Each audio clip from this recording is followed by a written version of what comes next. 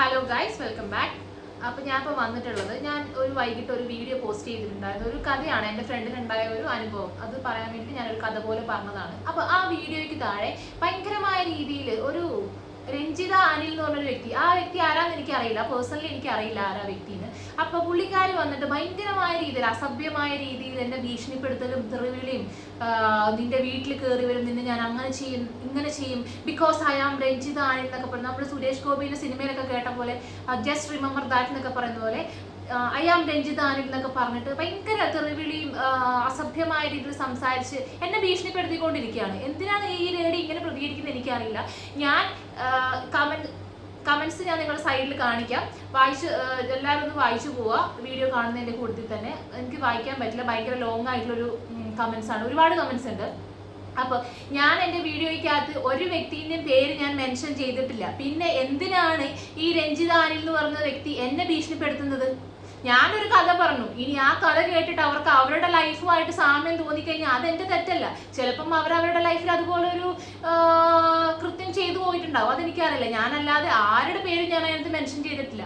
ഇനി എൻ്റെ വീട്ടിൽ കയറി വരും, ഇനി ഞാൻ ഇന്ത്യയിൽ എവിടെ ജനിച്ചൊരു വ്യക്തിയാണെങ്കിലും എൻ്റെ പോലീസ് സ്റ്റേഷൻ പരിധിയിൽ വരും, എൻ്റെ വീട്ടിൽ വരും എന്നൊക്കെ പറഞ്ഞ് എന്നെ ഭീഷണിപ്പെടുത്തുകൊണ്ടിരിക്കുകയാണ്.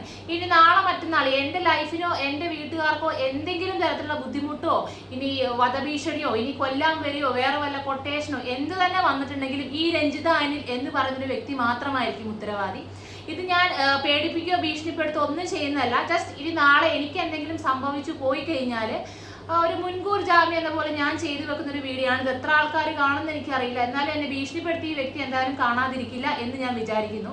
പിന്നെ നിങ്ങൾക്കൊക്കെ ഒരു വിചാരം ഉണ്ടാവും, എല്ലാവരുടെ വീട്ടിലും പോയി ഭീഷണിപ്പെടുത്തുന്ന പോലെ എല്ലാ വീട്ടിലും തോന്നുമ്പോൾ കയറി ഇത് നിയമവും പോലീസൊക്കെ നിങ്ങളുടെ മാത്രം കയ്യിലായിരിക്കുന്ന ഒരു വിചാരം നിങ്ങൾക്ക് ഉണ്ടെങ്കിൽ അത് മാറ്റി വെച്ചുകൊള്ളുക.